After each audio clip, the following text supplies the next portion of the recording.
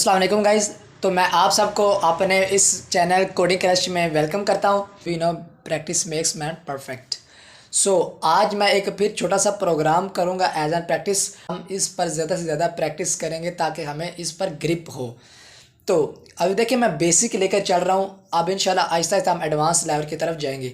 और इसी चैनल में मैं आपको जल्द ही HTML भी स्टार्ट कराने जा रहा हूँ। तो साथ साथ हम सब कुछ करते जाएंगे। साथ प्रैक्टिस जो है ना मैं कम करा रहा हूँ, लेकिन मैं इसलिए कम करा हूँ ताकि हमारी जो प्रैक्टिस है वो ज़्यादा से ज़्यादा हो। तो आइए हम देखते हैं कि हम इस प्रोग्राम में क्या करने जा रहे हैं। Ctrl+N यानी कि न्यू। अब इस प्रोग्राम में हम करेंगे कि we add the two values. हम कोई भी दो वैल्यू होंगी उसको हम ऐड करेंगे, सम करेंगे। आप देखें कि ये वाला जो मैंने लिख दिया, जब हम इसको रन करेंगे ना तो कंपाइलर हमें ये एरर देगा कि यार ये क्या चीज़ है। क्योंकि हमने जो भी कुछ काम करना होता है ना तो सबसे पहले हमने उसकी डिक्लेरेशन करनी होती है। तो अगर हमने यही नहीं काम किया तो कंपाइलर कहेगा भाई ये एरर है, ये मुझे नहीं समझ आ रही है आपने क्या लिखा हुआ है। तो इसके लिए एक हम क्या यूज़ करते हैं, कमेंट आउट करना। ये वाली हमने स्टेटमेंट लिखी, ये अपने फ़ायदे के लिए लिखता है कि पता चलता रहे कि हमने इस प्रोग्राम में करना क्या है। ये एक लाइनें भी हो सकती हैं, ये दो लाइनें भी हो सकती हैं। फॉर एग्जाम्पल ऐसे हो सकता है, आप हमारा इधर भी आ जाए इधर भी आ जाए, जितनी मर्जी हम लाइनें अपने फ़ायदे के लिए कि हम इस प्रोग्राम में करने क्या जा रहे हैं। तो सब कुछ ऐसा हो सकता है, लेकिन हम क्या करें कि ये हमारे जो रन टाइम में जो हमारा प्रोग्राम है वो उसका ये हिस्सा ही ना बने। तो उसके लिए हम कहते हैं कमेंट आउट करना। दो स्लैश हम ऐड कर देंगे, इससे क्या होगा, हमारा जो ये जो स्टेटमेंट है ये कमेंट आउट हो जाएगी। मीन के जस्ट हमें ये शो होगा कि हमने करना क्या है, लेकिन कंपाइलर को ये कहेगा कि यार मैं कुछ नहीं हूँ, आप आगे जाओ प्रोग्राम की तरफ बढ़ो। तो ये इसका ये फ़ायदा होता है। और इसके अलावा फॉर एग्जांपल अगर एक से ज़्यादा अगर लाइनें आ जाती हैं आपकी स्टेटमेंट्स, तब आप उसको कैसे कमेंट आउट करेंगे। एक तो ये मतलब है कि इन सबसे पहले मैं दो जो स्लैशेस हैं ये लगाता रहता हूँ, ये लगाऊंगा, इधर भी ये लगाऊंगा और इधर भी दो स्लैश को ऐड कर दूंगा। एक तो ये मेथड है। एक और मेथड है वो ये है कि स्लैश उसके आगे स्टैरिक साइन। अब देखिए उसका कलर चेंज हो चुका है, जहाँ पर हमारी स्टेटमेंट एंड होगी। क्योंकि अगर हम जस्ट यही रहने देंगे तो हमारा जो भी अगर प्रोग्राम किया होगा ना वो सारा ही कमेंट आउट हो जाएगा। तो हमने देखना है कि हमने किस चीज़ को सिर्फ कमेंट आउट करना है। तो वो यहाँ पर अगर हमारा एंड हो रहा है तो यहाँ पर भी फिर स्टैरिक साइन और स्लैश। अब इन दो चीज़ों के दरमियान स्लैश, स्टैरिक साइन और स्टैरिक साइन फिर स्लैश, इनके दरमियान जो भी हमारी स्टेटमेंट्स होंगी वो हमारे रन टाइम में प्रोग्राम का हिस्सा नहीं बनेंगे। अब देखते हैं, हम छोटा सा प्रोग्राम रहता है कि जिसमें हमने दो वैल्यूज़ को ऐड करना है। अब सबसे पहले हम क्या करेंगे, हमारी adder files hash include iostream using name space std int में। तो अब हम सबसे पहले इसकी डिक्लेरेशन कराएंगे। इतने किस्म की डाटा टाइप्स होती हैं। डाटा टाइप मीन कि आप जो प्रोग्राम कर रहे हो इसमें क्या चीज़ कर रहे हो वो कहती है डाटा टाइप। अब डाटा टाइप में हमारे पास एक इंटीजर है और फ्लोटिंग है और करैक्टर है और स्ट्रिंग है। Int numbers, integer data type तब लेंगे जब हमने कोई नंबर्स के साथ खेलना हो, काउंटिंग के साथ। अगर हमने उसी काउंटिंग में डेसिमल पॉइंट्स के साथ खेलना है, पॉइंट्स का हमने उसका यूज़ करना है, डेसिमल पॉइंट्स का, पॉइंट वैल्यू का, यानी कि 4.6 4.9, तो हम float FLOAT float data type को हम लेंगे।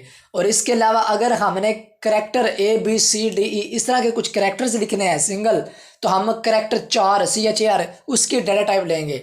इसके अलावा अगर हमने एज अ नेम, जैसे कि my name is Mohammad Awais, मैंने एक पूरा नेम वर्ड लिखना है, तो हम स्ट्रिंग की डाटा टाइप लेंगे। और इसके आगे लॉन्ग है, शॉर्ट है, वो हम इसके बाद देखेंगे। अब हम देखते हैं सिर्फ इसको कि हमें दो वैल्यूज़ को ऐड कराना है। अब ये दो वैल्यूज़ हैं, ये क्या चीज़ है, नंबर्स है ना, राइट, बिल्कुल ये नंबर्स हैं। तो इंटीजर्स वैल्यू है, फ्लोटिंग भी नहीं है, फ्लोटिंग भी हो सकती है, लेकिन हम फिलहाल सिर्फ अभी हम सिंपल इंटीजर्स वैल्यू लेंगे दो कोई भी। और इंशाल्लाह मैं इसी चैनल में आहिस्ता के साथ साथ HTML का कोर्स भी स्टार्ट करता जाऊँगा। देखिए हमने थोड़ा थोड़ा करते हैं यार, प्रैक्टिस ज़्यादा किया करें ताकि हमारी जो ग्रिप है वो ज़्यादा से ज़्यादा हो। तो सबसे पहले हमने डाटा टाइप डिक्लेरेशन करेंगे। डिक्लेरेशन में क्या होता है, सबसे पहले आपकी डाटा टाइप आती है, उसके बाद डाटा टाइप आती है, उसके बाद आपके वेरिएबल्स आते हैं, और उसके बाद अगर हमने इसको कोई वैल्यू असाइन करनी है तो वो वैल्यू आ जाती है, उसको हम कहते हैं इनिशियलाइजेशन करना। अब डाटा टाइप कोई भी होगी, उसके बाद वेरिएबल का क्या काम है, वेरिएबल्स कोई भी XYZ ABC जो मर्जी आप ले लें।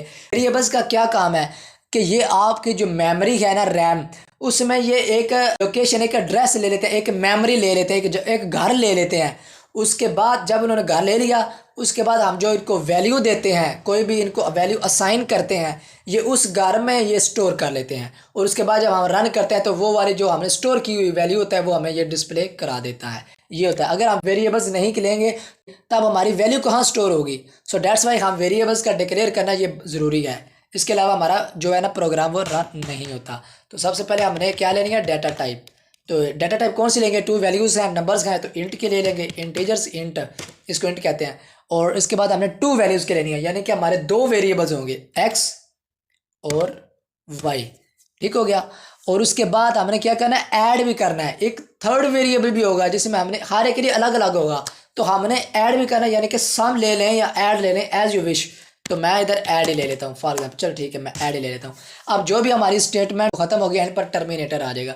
एक तो ये चीज़ होती है, मैंने डिक्लेरेशन कर दिया। इसके अलावा एक डिक्लेरेशन करने का एक और मेथड भी है, आइए मैं वो दिखाता हूँ आपको। सबसे पहले मैंने इंटेक्स ले लिया, आगे सेमी कॉलन आएगा क्योंकि पहले कॉमा था। अगर हमने एक ही लाइन में करने हैं सारे तो फिर कॉमा कॉमा के साथ सेपरेट करेंगे। अगर 1 बाई 1 है तो सेमी कॉलन, फिर next int y semicolon, फिर इंट सम सेमी कॉलन। तो ये एक और मेथड है डिक्लेरेशन करने का। तो मेरे ख्याल से वही हमारे लिए ईजी है, ऐसा भी आप कर सकते हैं।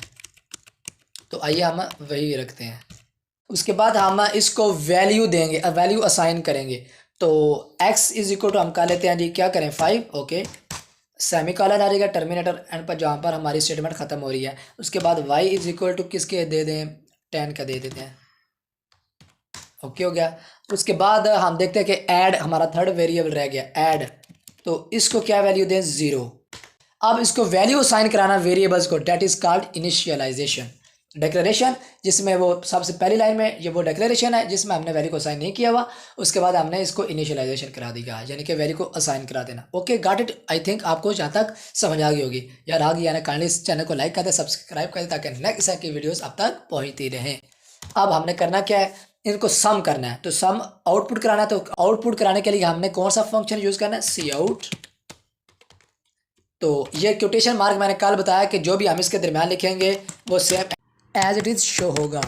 The sum is sorry of x and y is equal to some.